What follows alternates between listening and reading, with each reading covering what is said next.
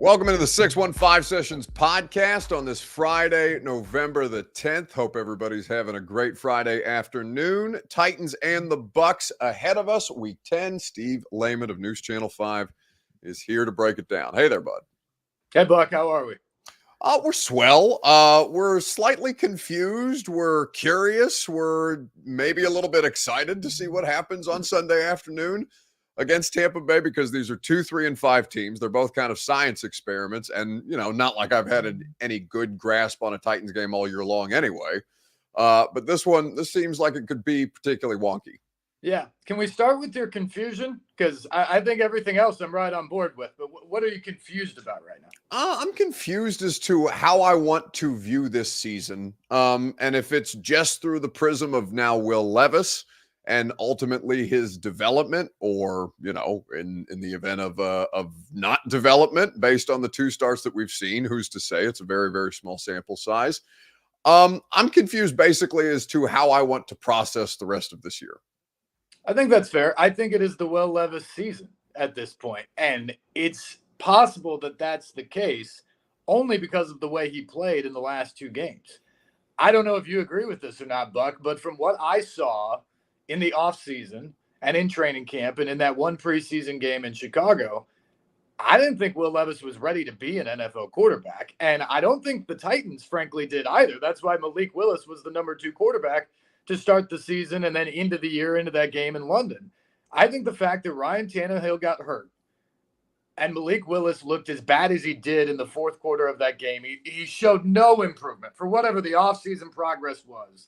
He was not any better at running the offense in that quarter in London than he was last year when they decided at the end of the season they couldn't play him and went out and brought in Josh Dobbs.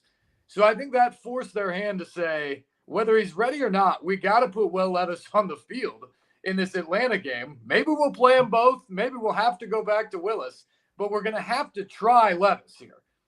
And then he goes out and he throws for 4 touchdowns, and he follows it up with a pretty good performance in Pittsburgh in his first true road game of his NFL career. And that makes you have to make the decision they made, because they're sitting there at 3-5. You got to know at some point what you have in Levis moving forward. And frankly, what we saw was a quarterback that was at least as good as a beat up Ryan Tannehill in the last couple of weeks, maybe a little bit better offensively, frankly. And so you can make this move easily right now, and we'll see what happens. If he wins one of these next 2 games, you might be playing for something in December with a whole bunch of home games and a bunch of division games left in the season. If you don't, then you're pretty much out of it anyway at 3-7. And then it truly is the Will Levis show to figure out if he's your franchise quarterback moving into next season. But I think it's a huge development, frankly, that he showed to be good enough in the last 2 games to get to this point. Because, Buck, let's face it, if they leave this year feeling that Will Levis is the guy moving forward, it drastically changes the dynamic of a very important offseason when you have those 8 draft picks and close to $100 million to spend in free agency, and you don't have to worry about a quarterback. No, I mean, massive. We know that the most valuable thing that you can have right now in the NFL is the affordable rookie quarterback contract, and especially with the kind of cap space that you've just detailed that we know they have, it makes this, it jumpstarts this in ways that, prior to the season starting, I don't think we really thought that, and as you just kind of detailed there with the coaching staff, that Levis was definitively this franchise's future moving forward, the way that C.J. Stroud was clearly and obviously the franchise's future for the Houston Texans, or Anthony Richardson in Indianapolis. Will Levis, as physically talented as all of those guys, but plenty of questions about him coming out in the draft process, and ultimately the Titans didn't really seem to have that many questions about him. They tried to trade back up into the first to go get him, and now here he is, ready to go. He leapfrogs Malik, and the results have been solid. It's the Pittsburgh result is frustrating because I continue to think that the game plan, or at least situationally, they got conservative where they had opportunities to do so. And Mike Vrabel's explained it away a couple of different times. I know Tim Kelly met with the media yesterday and provided some context as to what their logic was. And I understand all that, but it's at least good to see them, Steve, with a quarterback who has physically the ability to throw it to any spot on the field because their playbook is already condensed with the way that they have to help their tackles so often to keep guys in. That limits the amount of routes that they're able to send out in any kind of passing concept. So anything that they can do to open it up a little bit. I mean, in a league where scoring is already down and nobody really seems like they're pushing the ball down the field with great consistency this season, the Titans passing game, at least in Atlanta, looked like it was very much capable of that. Yeah, he had 3 of the 8 longest touchdown passes by air yards traveled of the entire NFL season in that game. Yeah. That was incredibly impressive. And yeah, it's great to open up the playbook a little bit more, Buck, because you talk about the tackles and what they have to do to protect for them. But the other thing it does is when you have tackles that are that porous and you're struggling to pass block in particular, it's difficult to drive the field going 75 or 80 yards and get a touchdown. Because if you have to make it a 12 or 13 or 14 or 15 play drive, like the Titans have done many times this year, it's difficult to hold up and not have a negative play, not have a hold, not have a sack that takes you out of the ability to get a touchdown. If you can get a 25-yard pass play in your drive, well, that shortens up the field for you and gives you a better chance to score. And we certainly saw that in Atlanta, but frankly, we saw that a little bit in Pittsburgh, where you got some plays where you were able to move the ball down the field at 25 yards or whatever. They weren't touchdowns like we saw against Atlanta, but it allowed this team to put points on the board before halftime. It allowed them to get points on the board in the third quarter as well. They need more of that because, frankly, this offense is never going to be consistent enough because of the offensive line that you feel like you can just get the ball at your own 20-yard line and drive it against people all day long. They're going to have to create some of those explosive plays to get points. Well, and you bring up the offensive line, by the way. If you're just now joining us, Steve Lehman, News Channel 5, is this week's guest co-host. It's always a great pleasure for us to have Steve here on the 615 Sessions podcast. Bunch of podcasts Steve's doing today, apparently. Podcast King, Steve Lehman, who knew? The podcast made possible by Two Rivers Ford, powered by Ford, driven by people, and Relax the Back Nashville. Hashtag We Got Your Back Nashville. RelaxTheBack.com for all of your support needs. The offensive line situation is continuing to be in flux.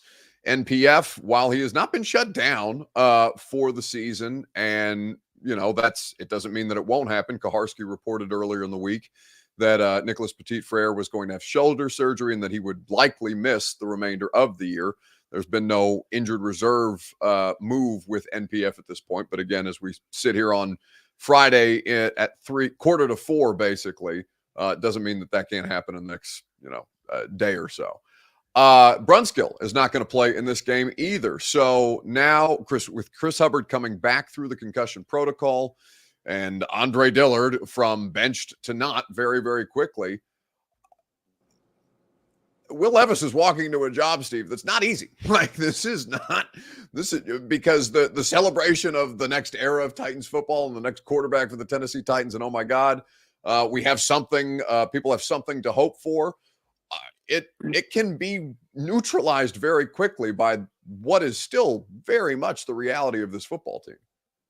Yeah, it's a bad offensive line in front of him, and they got to hope that he doesn't get killed in the next couple of months. And that's just the honest truth when you look at this Titans team right now. I've been fairly impressed at his pocket savvy, his ability to take that 1 or 2 steps to maybe buy him a half second more to get the ball off. He certainly seems to have a tough chin to stand in there and take a hit while still delivering the football most of the time on target. And I've also been impressed. There's been a couple times, Buck, where plays have been completely blown up early and he's just aborted it. We've seen it where he's spiked the ball basically at Derrick Henry's feet. And you think, well, that's a wasted play. But you live to fight another down. It's not an 8-yard sack. It doesn't get your quarterback hit. Let's come back on second down or on third down and try it again. And I've been impressed with that so far because, frankly, that was one of the knocks about Levis at Kentucky was takes too many stacks, at points holds on to the ball too much, and at times forces the ball in there. We've seen a couple instances maybe where he's tried to force a ball in a spot that he probably shouldn't. But I don't think I'd blame too many of the sacks that he's taken to this point on him. It's solely on the offensive line. And I think his pocket presence and decision-making largely has been very good. So that's a really nice thing to see in his first 2 games. And hopefully we'll continue to see it with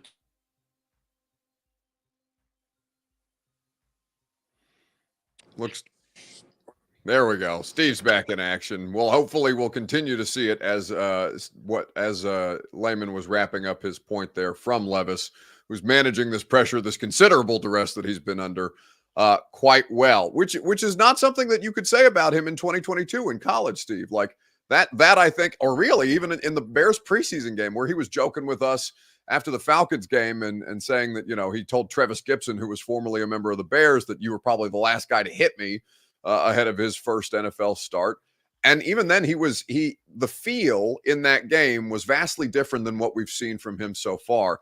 And it's not like Tannehill lacked that. I think, in fact, if anything, you could accuse Tannehill of being gun shy, and we'll get to him here in a little bit because the man has just been brutalized over the past 2 seasons. And at 35 years old and coming off of ankle surgery and dealing with a high ankle sprain again and crutching his way into the locker room to speak with us all after the Ravens game in London, like, it's hard to imagine that anybody would be able to find success in that kind of a situation. But, he's going to have to. And physically, you hope that, I think Teron calls Levis Tannehill on super soldier serum because of just how physically well constructed the dude is.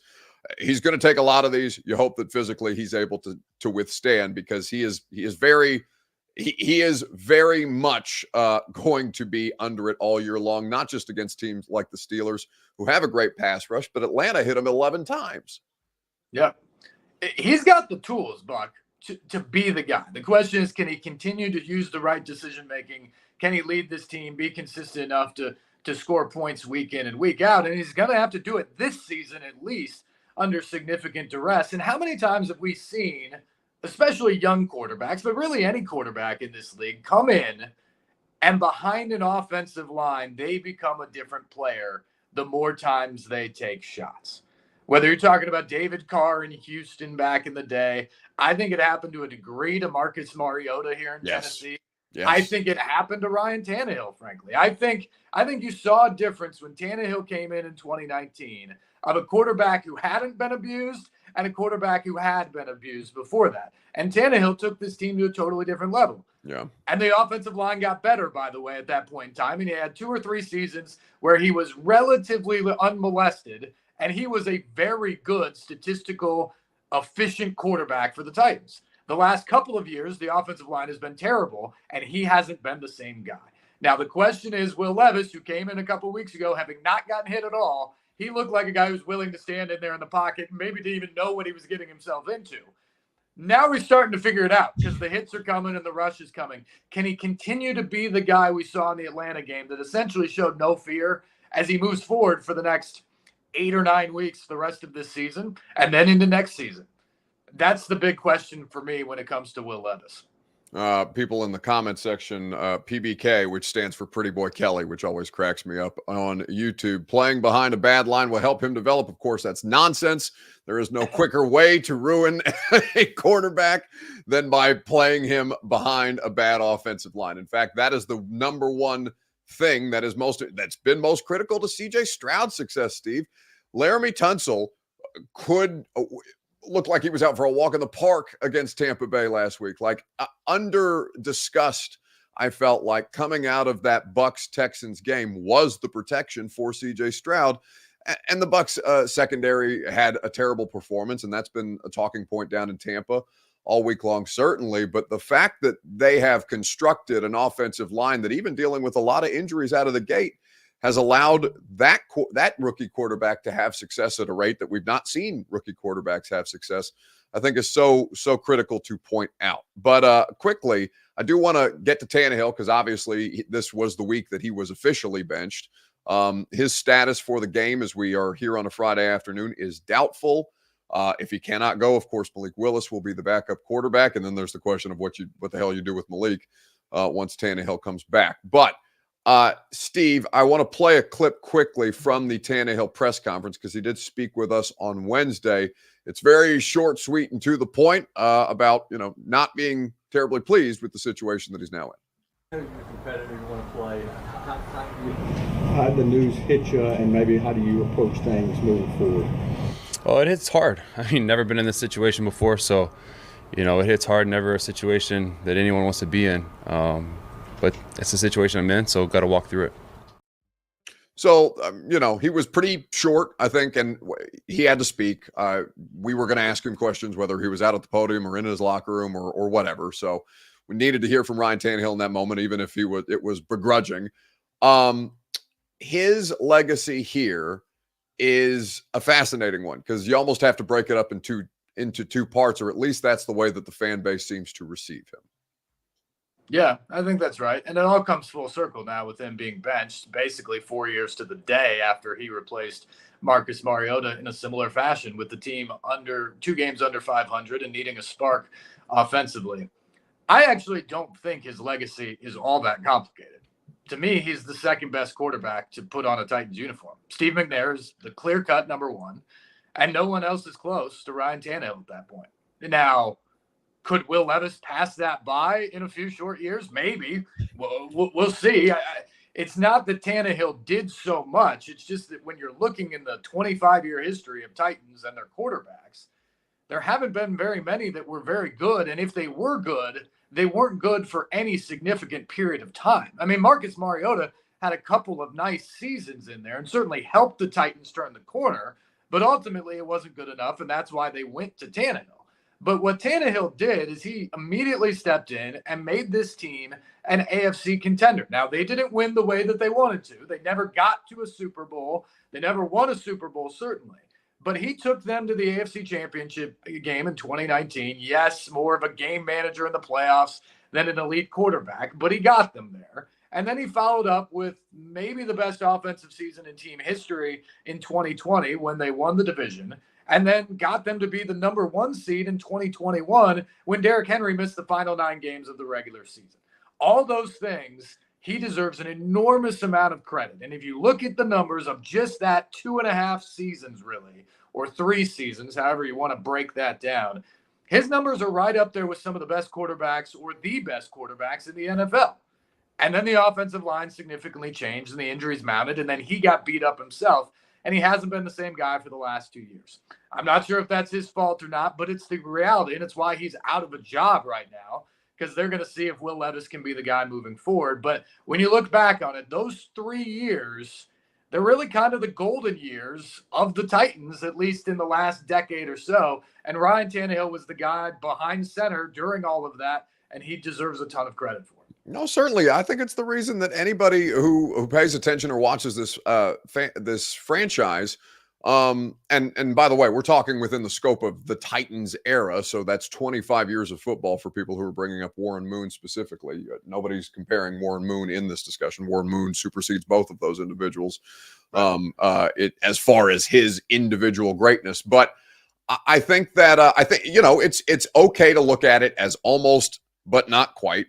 And in the same kind of corner that they turned with Marcus, where they were a nothing franchise basically for the better part of a decade in terms of competitiveness. Certainly the last couple of years before Mariota arrived here, and then even then they were the worst team in football. Marcus's rookie year, the coach got fired like 6 games in, Whisenhunt, and they had to yet turn another corner when Ryan Tannehill, I thought, gave them legitimate championship expectations, even though they never actually made it to the Super Bowl. And so the next phase of this is, how can you now aspire to the expectations that you have set for your fan base and continue to kind of straddle this era or these 2 eras of competitive football in ways that are not easy to do. And Mike Vrabel is going to take some heat for this. I personally think he's the right person to do the job, though he's never had to do this particular kind of part of the job in his now 6th season with the Titans. Yeah, that's exactly right. It's interesting, Buck, as you're laying all that out, here's what came to my mind. Ryan Tannehill, who I just laid out what I think his legacy is. His legacy isn't all that different than a lot of other guys who were part of the rebuild here. I mean, he's not all that different than John Robinson, who put together a roster who made the Titans a winner again, but couldn't get them over the hump to make them a champion in the way that anybody wanted. Or Marcus Mariota, who made them a winner again, but couldn't get them to the next level. Or Jarrell Casey or Delaney Walker. All those guys had a factor of taking the Titans from the worst franchise in the league in back-to-back seasons to a team that was a consistent winner. but they didn't reach the ultimate goal. Even Kevin Byard, as much beloved as he is, maybe the best safety in Titans history, he leaves here without getting the ultimate ring. So he was a winner, helped them win, but he wasn't a champion in Tennessee. The only guys left, really, of that group that sort of turned the corner here that can still do this in their legacy, Derrick Henry, certainly. He can become the all-time leading rusher if he sticks around beyond this season. Maybe he can get a ring here, and that would certainly change how anyone would view him around the league. Jeffrey Simmons, who's going to be around for a while, maybe he can be the heart and soul of the next chapter of this team as they don't just bridge it, but maybe take another step. And then Mike Vrabel, as the head coach, he's going to be the guy in charge of it all. He's created a winning culture here. They've hit a bump in a road for sure. But can he guide them to that next level where they can win the AFC or ultimately a Super Bowl? Those guys can still write their legacy, but it really feels like that group of guys that were around, and not all of them were there for all the years, but from 2016 to 2022 or even the first half of this year, it feels like that era has essentially closed. And all of those guys deserve to be credited for turning the Titans franchise around. But you also have to acknowledge that in professional sports, there's one goal. It's to win the Super Bowl in the NFL. And they didn't do that. And so that's now the quest for the Titans in what is now a new phase with a few holdovers, and Will Levis is the quarterback. Well, it's Henry and it's Vrabel. Like we now find out whether Vrabel is one of these people that we're talking about. He's a champion as a player, but he's talked about how much this would mean as a coach as well. And this is certainly going to be a fascinating case study to see how it's done. You can always hear Steve Lehman's analysis on News Channel 5, particularly on Sunday nights after the games with Hutton, Jonathan Hutton, John Burton, and Mr. Monday Night, Keith Bullitt, Mr. Monday Night on a Sunday night on News Channel 5. And Belmont basketball back in effect, which is, I assume, why you're joining us from a hotel room. Yes, from an A-loft in Greenville, South Carolina. Should be a fun one tonight with two of college basketball's best mid-majors. Excellent. Well, we appreciate your time as always, buddy, and we'll see you back home here soon. All right. See you, Buck. Thanks.